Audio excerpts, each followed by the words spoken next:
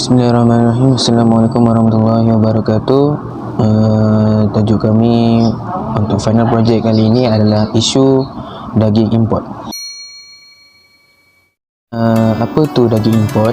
Daging import merupakan jenis daging yang banyak dijual dan dimakan oleh rakyat Malaysia. Ini kerana tahap sara diri bagi daging lembu di Malaysia ketika ini adalah sebanyak 27%. Bermakna kadar import daging adalah sebanyak 73%.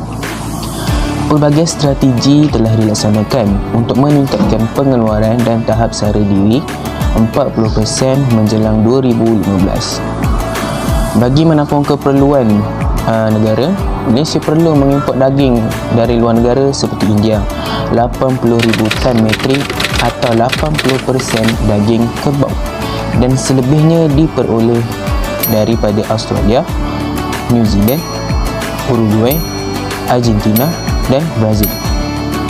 Sebahagian kecil daging import ini diproses menjadi produk tambah nilai dan diekspor semula.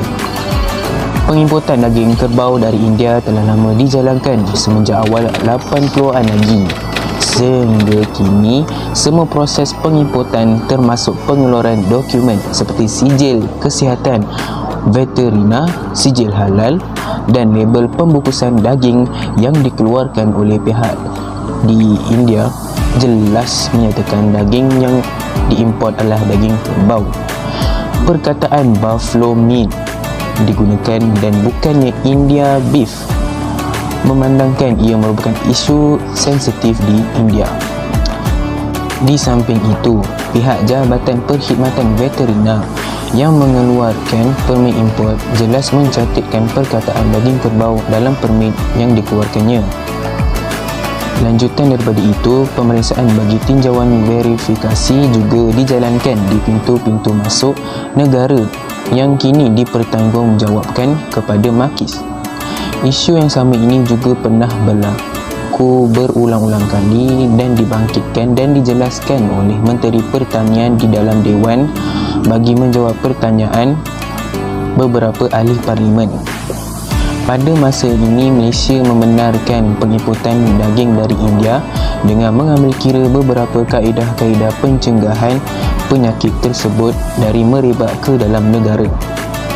Malaysia kini masih tidak bebas daripada penyakit kuku dan mulut PKM atau Foot Mouth Disease FMD dan berusaha untuk mencapai status bebas penyakit PKM atau FMD menjelang 2015.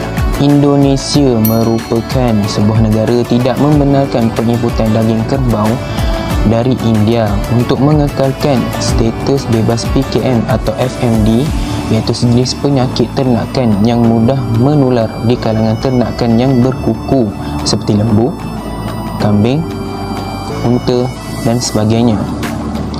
Sebelum pengimportan dibenarkan, pegawai-pegawai dari JPV, JAKIM dan Kementerian Kesihatan akan menjalankan pemeriksaan ke atas loji-loji yang memohon untuk ekspor ke Malaysia.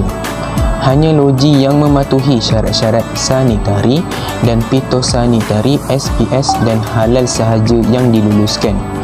Ini memberi jaminan pengimportan daging kerbau ini tidak akan berlaku sebarang risiko penularan penyakit ke Malaysia dan selamat untuk dimakan. Seterusnya, saya akan menerangkan tentang latar belakang dan punca isu. Pertama sekali, latar belakang. Pada 2 Disember 2020, telah timbul isu sindiket kartel daging import haram di Senai Johor Bahru yang melibatkan aktiviti pemalsuan pelabelan logo halal. Sindiket seperti ini berlaku disebabkan sikap tidak amanah serta tamak untuk mengaut keuntungan melampau dan mengabaikan keselamatan dan kesejahteraan pengguna. Berdasarkan laporan akhbar Sinar Harian, syarikat pembekal terbabit menggunakan dokumen palsu termasuklah borang kastam, permit import, sijil halal dan resit bayaran. Daging tersebut dibawa masuk daripada 4 buah negara iaitu China, Ukraine, Brazil dan Argentina. Bagi mengaburi mata pihak berkuasa tempatan, syarikat pembekal dalam masa yang sama turut mengimport daging daripada sumber yang sah. Kesemua daging yang diimport akhirnya ditempatkan di dalam satu tempat simpanan khas sebelum dibungkus semula. Daging import tersebut akan dimasukkan ke dalam kotak sebelum ditampal logo halal palsu. Selain itu, terdapat rekod riset penerimaan kemasukan daging babi juga ditemui di tempat kejadian. Namun, pihak Kementerian Perdagangan Dalam Negeri dan Hal Ehwal Pengguna menjelaskan bahawa setelah penyiasatan awal dilakukan, didapati tiada daging babi ditemui di tempat kejadian. Kebiasaannya, taktik jahat yang digunakan kartel daging import adalah dengan mengimport sama daging daripada sumber yang sah dan juga meletakkan daging-daging berstatus halal secara bercampur dengan daging tidak mempunyai sijilah halal yang sah. Perkara ini menyebabkan status halal daging tersebut diragui dan memerlukan penelitian semula. Setelah tulangnya sedikit ini di media masa, maka masyarakat selaku pengguna produk daging import mula merasa gusar dan gelisah. Hal ini terutama apabila melibatkan aspek status halal produk daging tersebut. Majoriti masyarakat di Malaysia adalah beragama Islam, maka sudah pasti kejelasan status halal produk daging tersebut menjadi kebimbangan bersama mereka. Seterusnya, saya akan menerangkan pula tentang punca isu. Yang pertama, kartel daging import terbongkar. Kegiatan itu dipercayai dijalankan sejak beberapa tahun lalu dengan menjadikan gudang tersebut sebagai lokasi untuk membuat label dan cap palsu yang akan ditampal pada kotak daging yang telah dibungkus semula sebelum dijual di pasaran tempatan sebagai daging halal. Selain itu, JAKIM menjelaskan hanya benar import daging rumah sembelih diluluskan veterina. Jabatan Kemajuan Islam Malaysia JAKIM, Datuk Abdul Aziz Yusof, memaklumkan pengimportan daging dan produk daging hanya dibenarkan daripada rumah sembelih atau loji pemprosesan yang diluluskan Jabatan Perkhidmatan Veterina dan JAKIM sahaja. Selanjutnya, gantung AP jika bersekongkol dengan kartel daging import haram palsu label halal. Pemegang permit import AP yang terbukti bersekongkol dengan kartel daging import haram akan dikenakan tindakan tegas termasuk digantung lesen, kata Menteri Pertanian dan Industri Makanan Datuk Seri Ronald Kendi. Seterusnya, JAKIM jadi sasaran kemarahan. JAKIM didakwa gagal menangani isu kartel daging tidak halal hingga ada yang mencadangkan agar jabatan itu perlu dirombak secara besar-besaran dengan melantik mereka yang kompeten, berkebolehan dan berintegriti. Akhir sekali, penubuhan RCI berkaitan isu penyelundupan daging. Penubuhan Suruhanjaya Kesihatan Diraja RCI berkaitan isu penyelundupan daging yang menyalahgunakan logo halal adalah langkah terbaik bagi menyiasat isu tersebut. Pandangan ulama berkaitan isu daging import. Datuk Seri Dr. Zulkifli Muhammad Al-Bakri menegaskan bahawa isu daging import penting kerana membabitkan umat Islam. Terdahulu, beliau berkata umat Islam mempunyai pilihan sendiri untuk tidak memakan daging import, khususnya lembu sekiranya mempunyai keraguan status halal daging berkenaan. Seperti mana yang disebut dalam hadis, tinggalkan apa yang menjadi keraguan kepada apa yang tidak menjadi keraguan. Sebab itu, beliau telah pergi ke dua tempat kilang menyimpan daging beku untuk memastikan daging import benar-benar ikut piawaian garis pantai. Beliau juga mengingatkan umat Islam di negara ini bahawa terdapat banyak pembekal daging import dalam kalangan muslim yang juga pemegang sijil pengesahan halal Malaysia yang sah. Umat Islam boleh membuat semakan terhadap status pihak terbabit melalui laman halal.gov.my. Datuk Al-Syekh Abdul Halim Abdul Qadir turut menzahirkan kebimbangan akan berlaku kempen boikot secara besar-besaran terhadap produk daging import ke negara ini jika isu itu tidak ditangani secara menyeluruh. Al-Syekh Abdul Halim berkata tindakan kartel dan penguatkuasa itu secara tidak langsung mencemarkan nama baik industri halal di negara ini. Secara realiti, semua peniaga tidak kira penganut Islam atau bukan Islam turut berusaha untuk mendapatkan status pensijilan halal di mana ianya boleh meningkatkan kadar permintaan terhadap produk yang mendapat pensijilan itu. Negara ini boleh dikatakan setiap tahun mengadakan expo halal bagi menarik minat peniaga untuk melakukan perniagaan berasaskan halal. Malah negara di serata dunia membekalkan produk halal walaupun mereka bukan negara Islam. Kesedaran terhadap produk halal sudah tersebar ke seluruh dunia. Sangat penting kita menghadapi isu ini kerana makanan halal adalah perkara penting dan menjadi budaya dalam masyarakat Islam untuk mencari yang bukan halal kata. Seterusnya saya akan sambung pada kesan ataupun impak isu ini terhadap negara. Malaysia digemparkan dengan pemekaran kes daging import yang diimport dari beberapa negara luar. Ia membuka mata banyak pihak mengenai kepentingan sistem pengurusan rantaian bekalan halal di Malaysia. Tamparan hebat juga buat Malaysia sebagai hub halal terkemuka dan peneraja sektor itu pada peringkat global. Sistem pengurusan rantaian bekalan halal yang kompleks membabitkan kos dan komitmen tinggi baik di sektor pembekalan, logistik, pergudangan atau peruncitan. Ia membuka peluang kepada pihak tidak bertanggungjawab dalam mana-mana bahagian rantaian untuk menawarkan bahan mentah iaitu daging yang diragui status halal pada harga lebih murah berbanding disediakan pembekal yang mempunyai persijilan halal. Oleh itu, apakah kesan ataupun impak isu ini terhadap negara? Ini mencetus kekeliruan termasuk kepada peruncit untuk memastikan daging diperoleh bersumberkan pembekal yang mempunyai persijilan halal yang diiktiraf Jabatan Kementerian Agama Islam Malaysia iaitu JAKIM. Aktiviti lain dalam rantaian pembekalan juga perlu diurus dan patuh syariah, baik ketika penyimpanan, pembungkusan, pergudangan dan pengangkutan untuk mengelak percampuran daging halal dan tidak halal atau pencemaran silang. Tidak terhad kepada sektor pembekalan, kompleksiti sistem rantaian bekalan halal juga memberi kesan langsung kepada sektor logistik termasuk pengangkutan. Sektor logistik halal perlu memperuntukkan fasiliti khusus seperti stor penyimpanan, pengangkutan dan pengendalian yang hanya terhad kepada produk halal untuk mengelak pencemaran silang. Perkara ini memerlukan kos tinggi dan tenaga kerja kompeten dalam pengendalian produk halal, terutama bahan mentah seperti daging import yang berisiko tinggi berlaku pencemaran silang ketika penyimpanan dan pengangkutan. Berdasarkan sumber Direktori Perbadanan Pembangunan Halal HDC, hanya 5 syarikat logistik mempunyai persijilan halal JAKIM. Ini telah memberi gambaran jelas bahawa kurang kesedaran pihak pengurusan logistik terhadap keselamatan pengurusan produk halal dan keperluan meningkatkan bilangan syarikat logistik halal yang mempunyai persijilan halal. Isu permasalahan integriti juga kritikal dihadapi dalam sistem rantaian bekalan halal.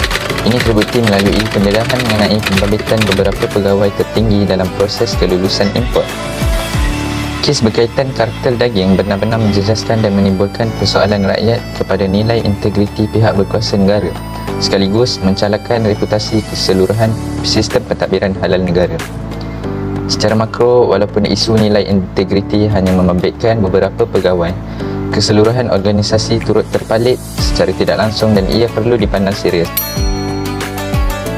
Seterusnya, solusi kepada isu yang berlaku ialah iaitu yang pertama, mempromosi badan pensijilan dan logo halal luar negara yang diiktiraf JAKIM. Selain itu, meningkatkan pemantauan dan pemerasaan ke atas premis pengimport daging, pemegang sijil pengesahan halal Malaysia SPHM serta rumah penyembelihan. Seterusnya, perbincangan dengan Kementerian Perdagangan Dalam Negeri dan Hal Ehwal Pengguna KPDN HEP dan Jabatan Perkhidmatan Kuarantin dan Pemeriksaan Malaysia MAKIS serta Jabatan Kastam Diraja Malaysia JKDM. Antara isu yang akan dibincangkan adalah bidang kuasa, langkah-langkah perlu diambil dalam menangani isu ini serta pelan tindakan bersepadu pengimportan daging dan produk daging. Di samping itu, perbincangan dengan pengimport dan pengedar daging serta produk daging yang turut membabitkan penyertaan KPDN HEP, Jabatan Perkhidmatan Kuarantin dan Pemeriksaan Malaysia MAKIS serta JKDM. Ia bagi mensyaratkan pemegang SPHM mendapatkan bekalan daging dari pengimport atau pengedar yang telah dipersijilkan halal di bawah skim logistik pergudangan. Selepas itu, mempromosi 48 badan pensijilan dan logo halal luar negara di 46 negara yang diiktiraf JAKIM. Pengguna boleh mengenal pasti logo halal luar negara diiktiraf JAKIM pada label bungkusan produk import yang dijual di pasaran. Selanjutnya, mengadakan lawatan pemantauan ke premis pengimport daging, pemegang SPHM dan rumah penyembelihan dengan meningkatkan aktiviti pemeriksaan terhadap pemegang SPHM. Berikutnya, penambahbaikan SOP pengiktirafan badan pensijilan halal luar negara sedia ada, antaranya pengkelasan dari segi kepakaran badan pensijilan halal luar negara seperti skim kosmetik, farmaceutical, makanan, minuman dan sebagainya. Akhir sekali, memberi kefahaman kepada masyarakat melalui sketsa pendek bertujuan menerapkan SOP pengimportan daging dan produk daging ke Malaysia. Kesimpulannya adalah umat Islam yang telah memakan daging import sebelum timbul isu sebarang daging import yang berlaku baru-baru ini maka hukumnya adalah dimaafkan.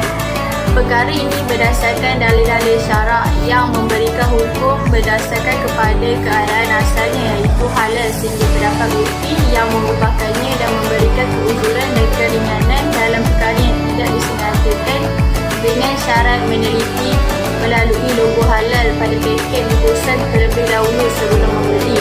Manakala pihak yang terlibat dalam perbuatan tidak bertanggungjawab ini dan juga yang bersekongkol dengan mereka harus dibawa ke muka pengadilan dan didakwa berdasarkan bukti-bukti yang telah didapati. Tindakan dan hukuman yang berat ke atas mereka dalam hal ini supaya menjadi pengajaran dan iktibar kepada orang ramai untuk tidak mengandaikan kemaslahatan awam dan keuntungan dan kepentingan peribadi.